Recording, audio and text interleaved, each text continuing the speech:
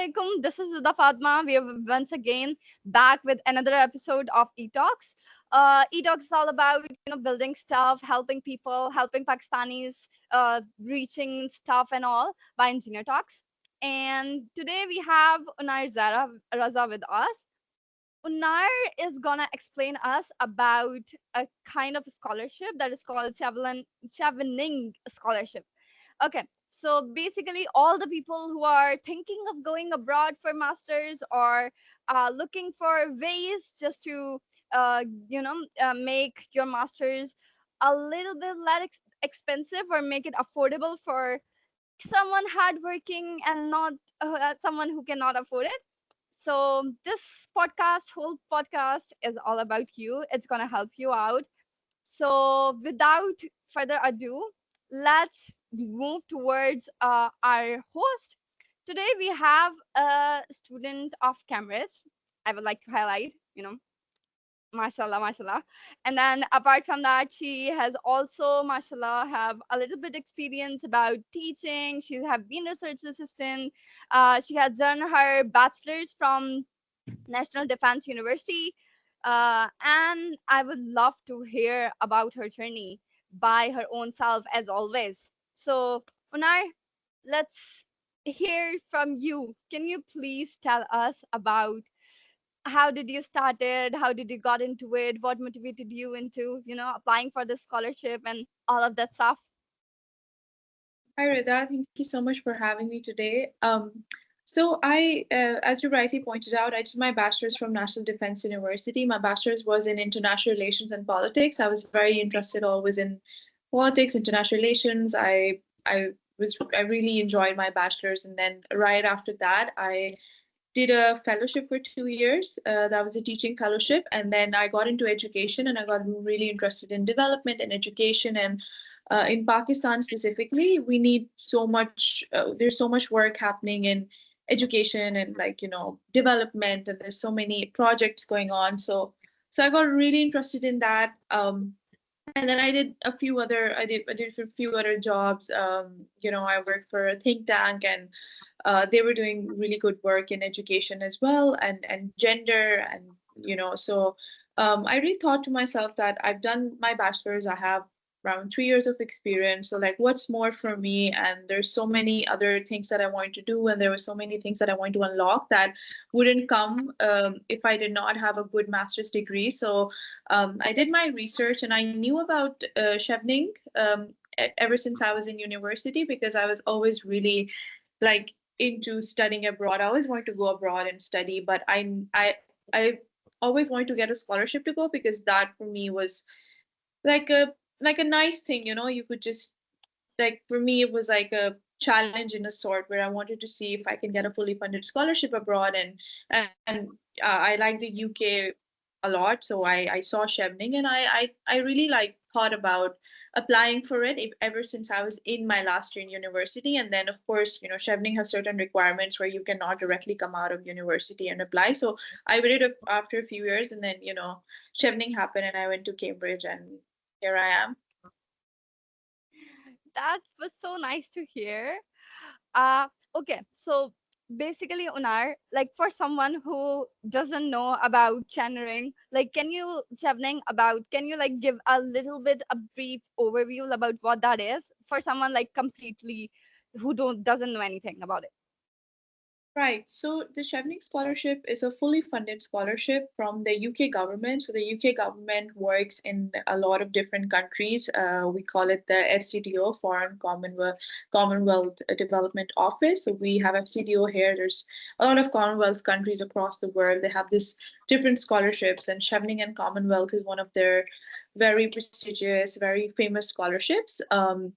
It's only for master's students, and it's for I won't say it's not for fresh graduates, because they can apply, but then again, it is meant for people who have at least 2 years of work experience and are leaders in their fields. So Chevening is meant for people who want to do masters in their fields, and then of course with Chevening you have to come back to your home country for at least 2 years and then contribute to your field. So it's sort of like a leadership scholarship, and it's around around the world. I mean, there's a lot of countries that have Chevening, and it's basically from the UK government. Yeah. So, like if we talk about like how did you come across it? Like when you were researching about universities, that didn't you come across it, or was it something completely unintentional?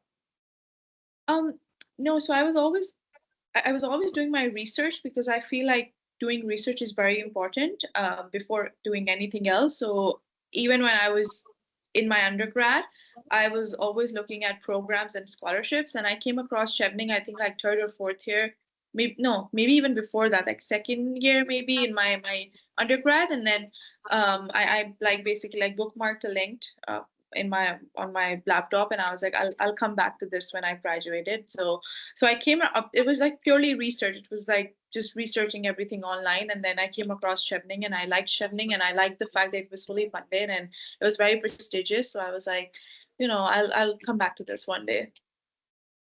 Nice. Let's move on to Kiyar. What does like exactly when we say like it's a fully funded scholarship? It varies from scholarship to scholarship Right, that what exactly is gonna cover. So if you can right. explain in simple words like exactly all of the things that it covers for you. Right, so it covers your tuition fee in any of the UK universities, any university that you can get an admission in, preferably if it's a Chevening partner university, because Chevening's website has like a list of partner universities in the UK, but like there's a lot of really good universities, so you don't need to worry about it. Like there's a 90% chance that the university you get into will be a Chevening university, and even if not, anyway, Chevening will cover your tuition fee. At a UK university. So A, tuition fee. B, Chevening gives you a monthly stipend, which you can use to pay your living expenses and, accommodation, food expenses, everything else you need.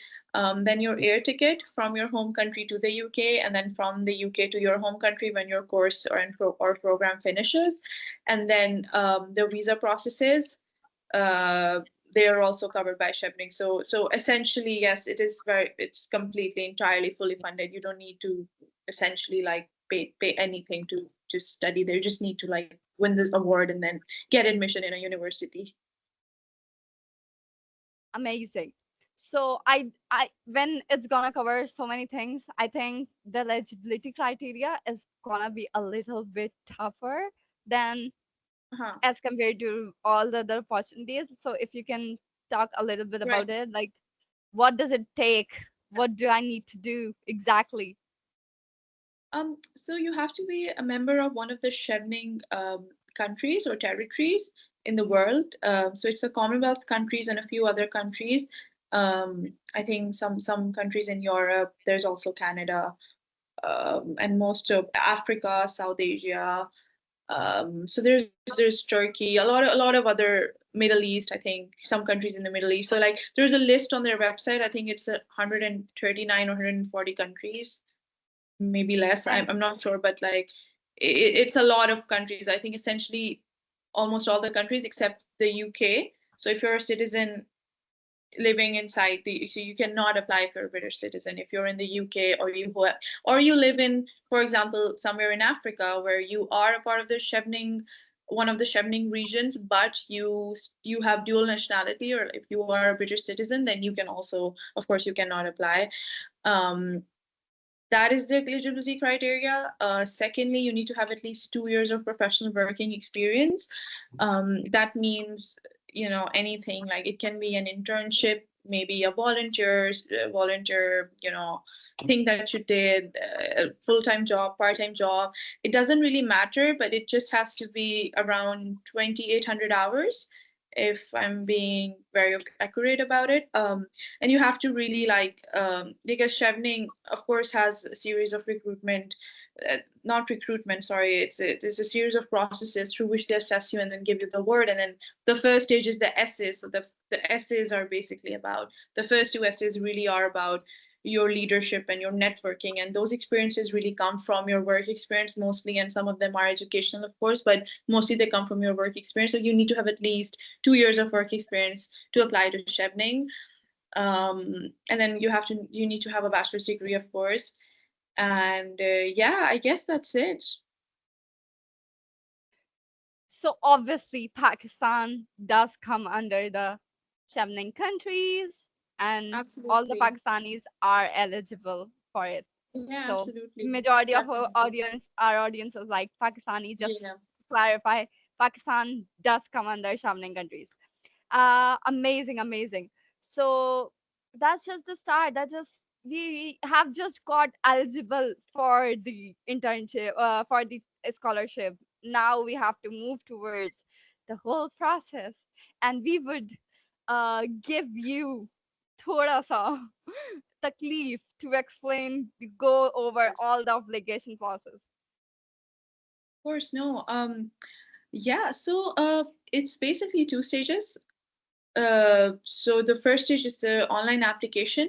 The online application, it's basically your four major essays, the four Chevening major essays that are very important. So you need to be, so the essays are done in a certain way, which I guess you'll have a question leading up to how to do them. So I'll explain it then. But to give you an overview, there's four essays, 500 word each, and then you basically submit the application on the Chevening portal online, and then you submit your essays, and then there's other, like you have a picture of your passport, and then your references. So you have to upload reference letters, but you can also do that after submitting the application. There's a deadline for that. So I guess like before the interview, before the interview and after the application, you have to submit your reference letters. But if you'd like, you can also submit them while you're applying, while you're submitting your application, but you can also upload them later onwards. But initially, before the cutoff deadline, the first stage is the four essays. So once you've submitted the essays, then you, um, usually what happens is they assess the essays, and then it takes about 3 to 4 months before they actually send you an email um, to invite you to interview. So if you're invited to the interview stage, then you have to submit your references for sure. If you're not invited to the interview stage, then the process just ends there and then. So they invite you to the interview stage, and then there's a it depends, like it's a 30-minute long interview, and there's a panel and that assesses you. And after the interview, you I guess it's another like 2-3 months, and then finally Chevening tells you, you're selected, congratulations. And then once you get that email, then you need to then secure an admission at the UK university, because if you do not have an admission, then they can Chevening is just a scholarship body. If you do not have a valid admission at any of the UK universities, then the award will be passed on to someone else in the waiting list, because while you may have won the award, if you do not have a university admission, then the award is basically like it's useless, right? So ideally I would say that you should apply to the universities as you've submitted your application and before even the interview calls, because a lot of these universities are basically free and you can just apply to them. I applied to Cambridge. And you have to, sorry, I forgot to mention, you have to apply to at least five, and then you need to tell Chevening in one of the essays, one of the four essays. One of the essays are about why you want to study in the UK, and then you really have to talk about the universities you chose and the course you want to study. So you have to tell them your top three choices of the university, so they know that you've already done that research. So not to say that you can keep the university aside while you're doing the application, because you really need to know what you want to do and which universities you want to go to. And then you just apply to those universities, and then I mean, I had my admission before I even was invited to the interview, right? So I already had an admission of the UK university, and I was just waiting for the scholarship award. And sometimes it happens that you get the scholarship and then you get the admission, or you get it before the interview. So it really varies for everyone, but you really need to have that.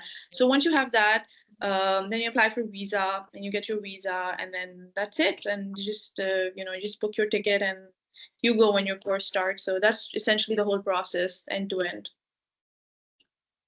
Amazing. And I've got a lot of questions in the whole process. So let me start Of with course. the most basic one. Like, for example, when should we start applying for unis? And when should we, like, at which stage we should apply for Chevening? Like, how So long before?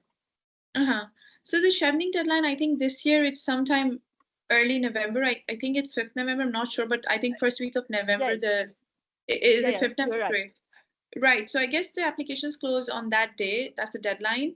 But I would ideally suggest that you start writing the essays. You start writing the drafts starting now, August, because the essays might be short. It's 500 words each. It's essentially just 2,000 words, but they will take time because they need research. You need to keep on revisiting them. You need to like do a lot of research, look at sample essays online. I watched a lot of YouTube videos. There's different ways of doing the essays, and we'll come to that later. But ideally, I would say this is the time, end of August, start of September, where you should definitely start focusing on your essays. And then 5th November is the deadline, but I would advise everyone to submit it at least a day or two, or ideally even before that, because sometimes it happens that the portal crashes the day off, because of the amount of applications and the load that the server has on it. So sometimes it happens that you have your whole essays and application prepared and you cannot submit it, and then you can just never submit it because the portal crashes. So to be on the safe side, just give yourself 2 or 3 days before the deadline and submit your essays then. I think Oh, I'm that's the sorry. most important. Sorry, you asked me about when to apply for universities. Yeah. Yeah. Right. So I guess if you have to choose your universities before you apply. So let's say before the 5th of November, when you're writing your third essay, which is why should you study in the UK, you should ideally have 3 of your top choices of which universities you want to go to, what do you want to study in those universities. But I would say once you've submitted your application, so it's 5th November, and a lot of these universities in the UK, they have like an early deadline in like late December, early January. So I guess it's a good time. Once you submit your Chevening application, I guess take a week or two, and then just like start applying to universities. Like, well, what's the delay? Yeah. And is there any, like, for example, I choose my top three college in one of the essays you told that you have to choose your top three colleges, and you don't actually get admission in those college, like those universities, but you get in somewhere else in UK. Would you still be eligible for Chevening Award, or it's like not possible? That's a very good question. I'm not sure about that, but I have not heard of anyone not getting into their top three. However, you can plead your case if you have gotten the award because you have essentially won the scholarship. So it's all about you will get a program officer who will email you. They're in the Chevening Secretariat in London, and they'll be your program officer, your contact throughout the journey. So because you have won the award, so technically they should send you to a UK university if you have an admission. So I won't say that's out of the question, but I have not personally heard of anyone. However, I would say that if that happens, worst case scenario, I would advise applicants to at least discuss the case with their PO and then look at all the options available.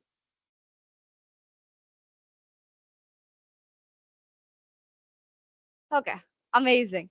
Okay, we'll make sure to do that, but preferably you should be able to get like in the university. You should smartly Yeah. choose the university that you should be able to get in, right? Yeah, absolutely, absolutely. So if you're choosing, like, let's say Cambridge and UCL, maybe one of the universities should not be maybe the top ones. If you think that it would be hard, maybe you can choose like a non-Russell group or a tier 2 university just to be on the safe side. So I guess you need to be more smart with the choices that your university choices in that sense. Amazing. And now let's move on to the essays part. If you can explain that, because I think that is like the Yeah, most determining thing that you have yeah, to put in most effort in about absolutely. whole Chevening scholarship. Yeah.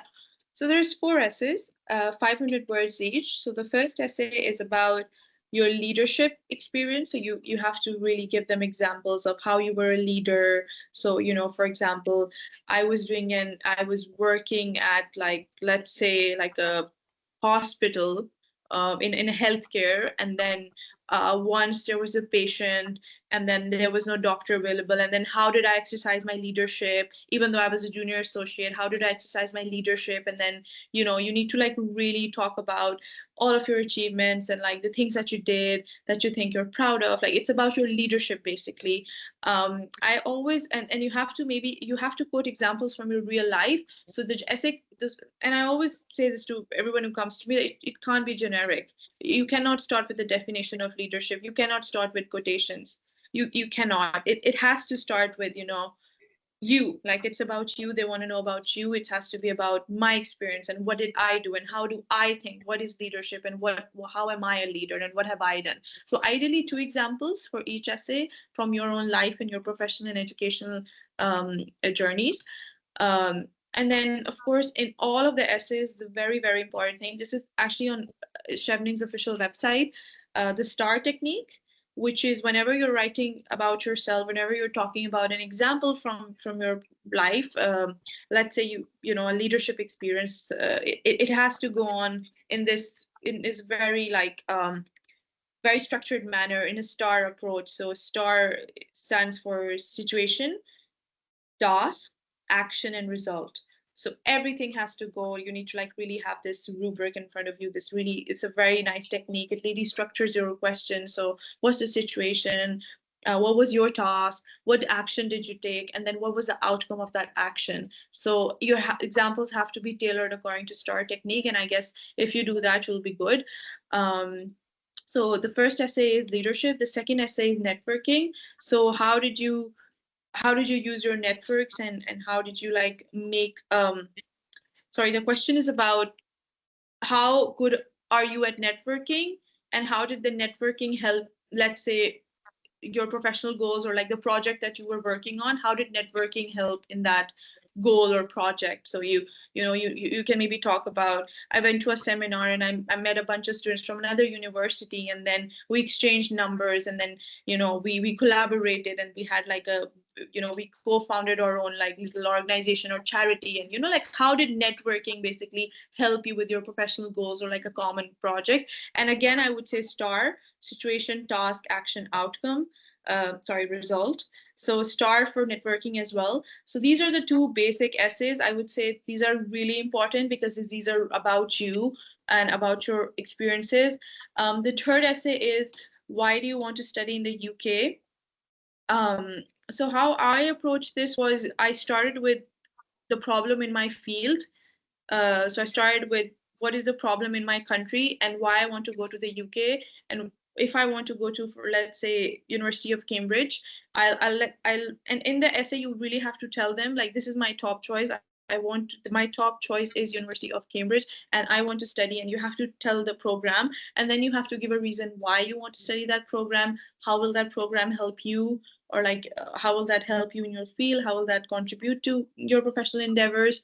So you need to talk about, I want to study at Cambridge. My top choice is Cambridge. I want to study, let's say, education and, etc. And I like the course module, this, because I believe that it connects to the problem in my country, and it will equip me better with the skills. So you really have to, like, do a lot of research on why you want to study this course, because Chevening is all about people who give a lot of attention to detail and are very researched and are, let's say, they're very serious about what they're saying. You can't just do it like half-heartedly, let's say. And then that would be like, my second choice is this, my third choice is this. And then, of course, you can also add other things if you have the word limit. Like, I also want to enjoy the UK's, very vibrant culture, and I want to, let's say, go and explore London, or the countryside, or like, if you have the word limit, just say it. But I wouldn't ideally suggest anyone to start with, I want to go to the UK because it's my dream to go to the UK and I love London. Like, you need to be very, like, systematic with the way you talk about the problems and talk about your universities and why you chose and why you want to go to UK specifically. So it can also be maybe well, no, sorry, that's the next question. The next essay, the last essay is about the professional career. So what are your long-term and short-term goals after you come back from the UK? That's the last essay.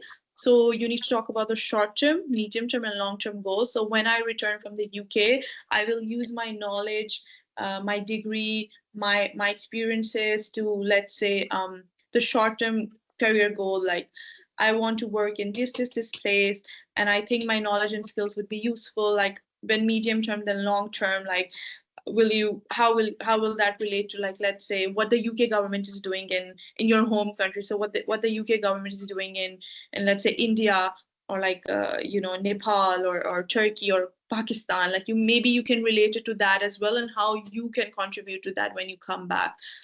So this is essentially how the essays are. There's thousands of examples of sample essays online. There's so many really nice Chevening scholars. They have these detailed, lengthy videos. That's them online.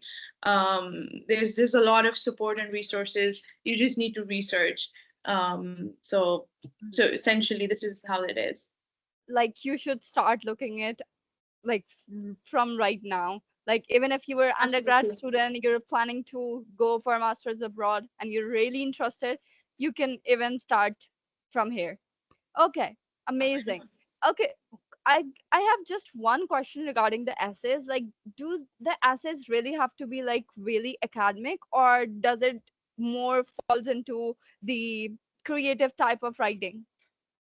Or is it no? It's like because only 500 words limit are given and you have to, give your best. So originally you can't stay creative at that point. So I wouldn't say the essays are. I don't think they're neither academic nor creative in nature. I think they're very, let's say, professional. They're very straightforward essays. So they're not very. I wouldn't say they're very. They're supposed to be very abstract or flowery.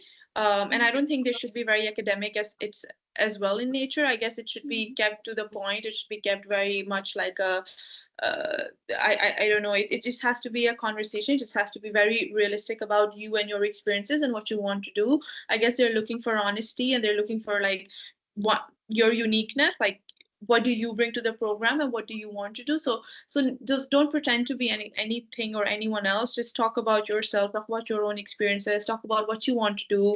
I think it's a very honest and transparent process.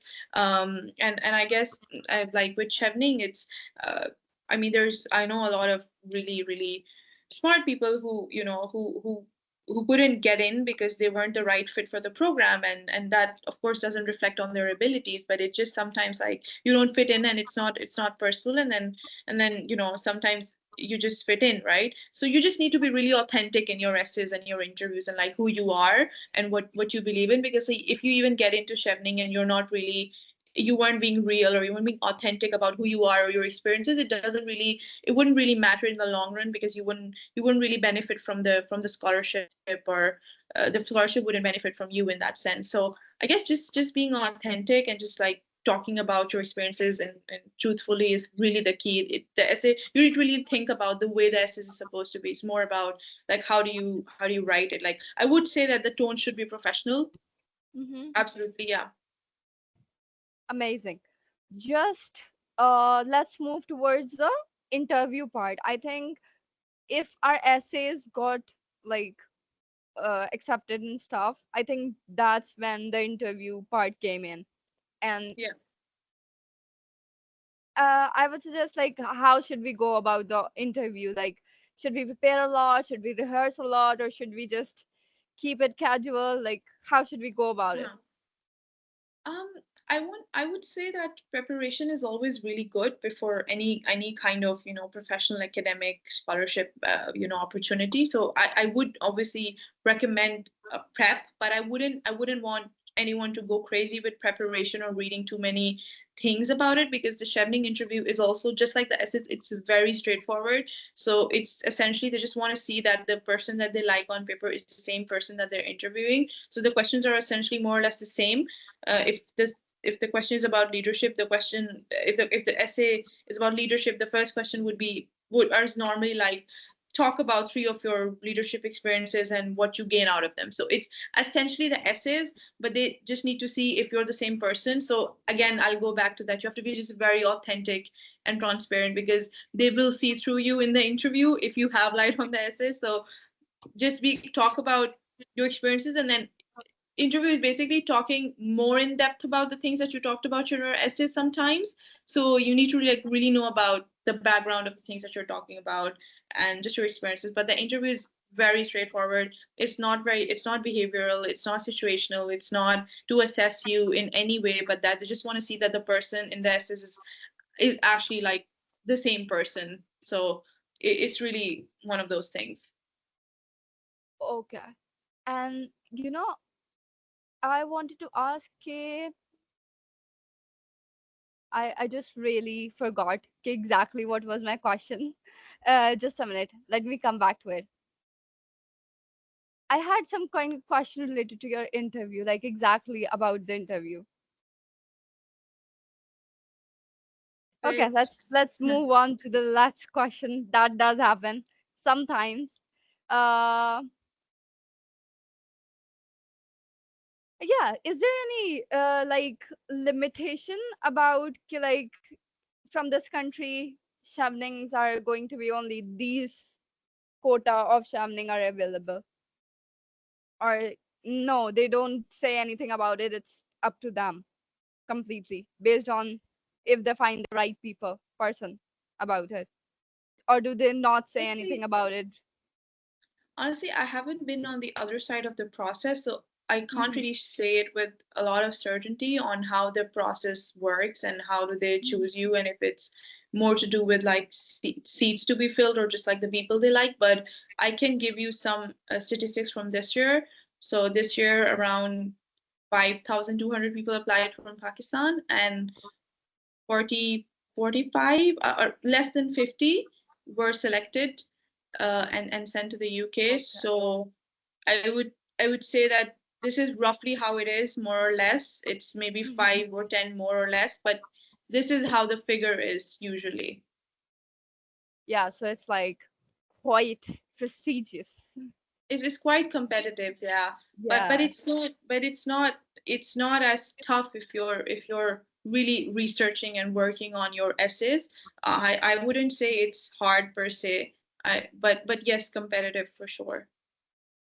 And do they say anything about like what exactly are they looking for? Like what kind of Yes. person would be ideal about it? And you did say something about that you need to be a leader in your industry. Yeah, Just if absolutely. you can elaborate on more on that. Yeah, no, that's a very good question. I guess a lot of their skills and competencies are about people that they see a potential. That, for example, someone who's working in healthcare and they want to go and study public health, and then they have a really good plan on what they'll do in the healthcare, field in their home country when they're back, and then they can link it to what the UK government is also doing in their home country in healthcare and the projects they have. Then that's an ideal candidate for them, because then that links to what they're doing in their country, and then also their experiences and their degree and just the candidate itself. So someone that has the potential to like really contribute to their field.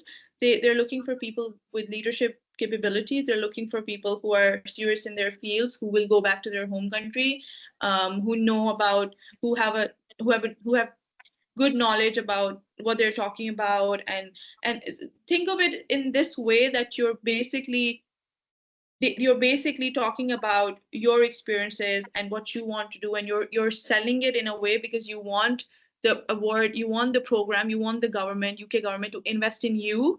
And you need to really like think about it in a sense that why should they send you out of all of these people? What will you bring back to your home country? How will you use that time in the UK, all of that, that generous scholarship, the degree that you will learn? How will you convince them that you are the candidate that they should send and invest in, so that you'll come back and then you'll justify that investment and do that work in your home country, in the field that the UK government has, like is also working in, or like that's your field. So think about it in that way, that you really need to yeah, you really need to be a leader in a sense. And leader, I don't mean you need to have an executive position or something. You can also just maybe just starting out and you just have 2 years of experience, but you have that zeal and you have that ambition to do something in your field, and you're very serious about it, and you identify the problems, and you know that you want to do something about it. You want to implement solutions. So that would certainly be a very, very nice thing that they will like, and Chevening would really want someone like that in their program. And you can find all the resources and stuff, and all the detailed stuff on YouTube, Google, like on Yeah. websites वगैरह. It's easily readily available. I would say the Chevening website is the best resource out there. They have everything. I mean, I cannot stress this enough. They have a resource hub. You just need to go on the Chevening's official website. Just write Chevening as the first thing that comes up. There's everything there. You don't need to even go to anything else, anywhere else. Just the website has everything. And they have a really good website. So I really would recommend that. And another thing that you have noticed, that, or something you would like to advise, like if I could have done that, or maybe I did this thing the best, or maybe if I could have done that, it would have been better, something like that. If you have anything to share. Um, not really. I can't. I guess I stressed a lot about it when I was waiting for when I was waiting for like after the interview, when I got the results, I stressed a lot about when am I gonna get like everything, when my program officer will. So I guess just enjoy the process when you're going through it. I would do that differently this time, because what's it's gonna happen, right? Whatever's gonna happen, it's gonna happen. But and I know it's easier said than done, because it's a really big opportunity. So you do stress a lot.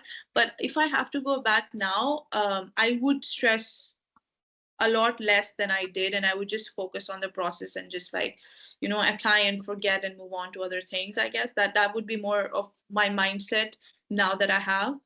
But maybe I've also gotten it now, so I don't know if I'm the right person to have that suggestion. But I don't know. I would advise you not to stress so much about the process.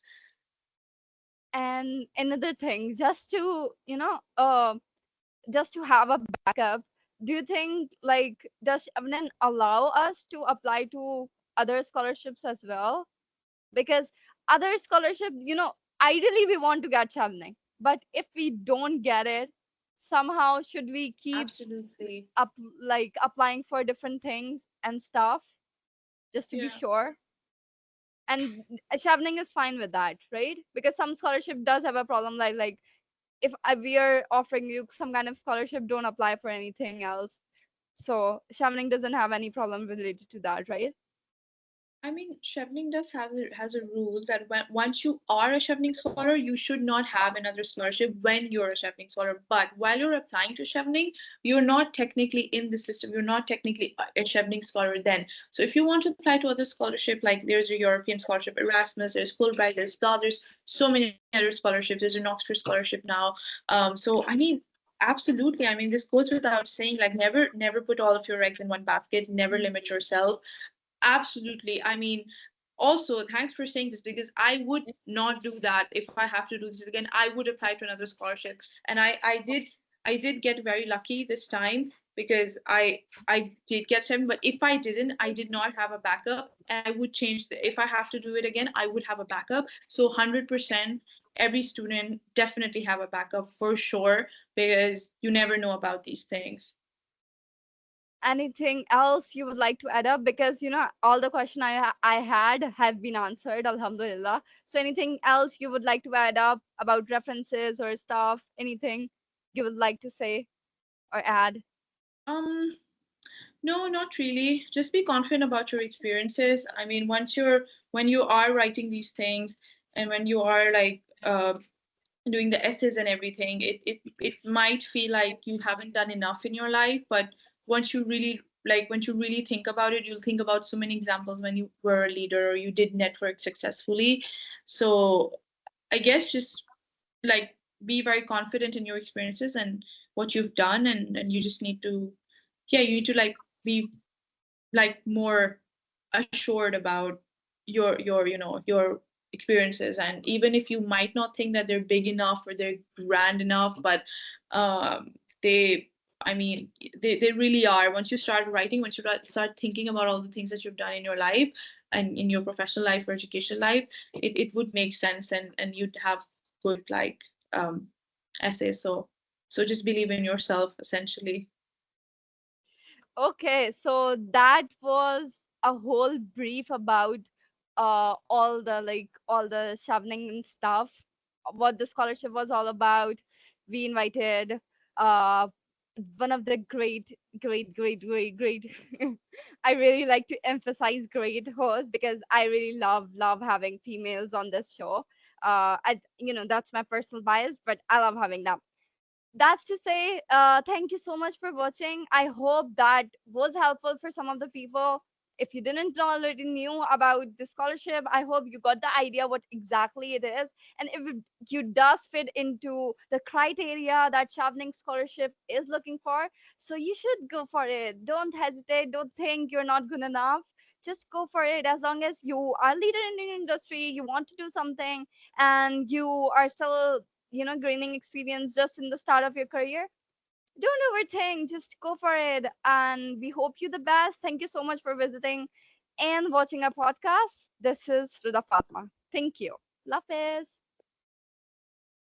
Thank you so much, Oneir. Thank you. Thank uh you. Bye. it was so nice to have you, and Yeah. thank you for giving. I know कि like आज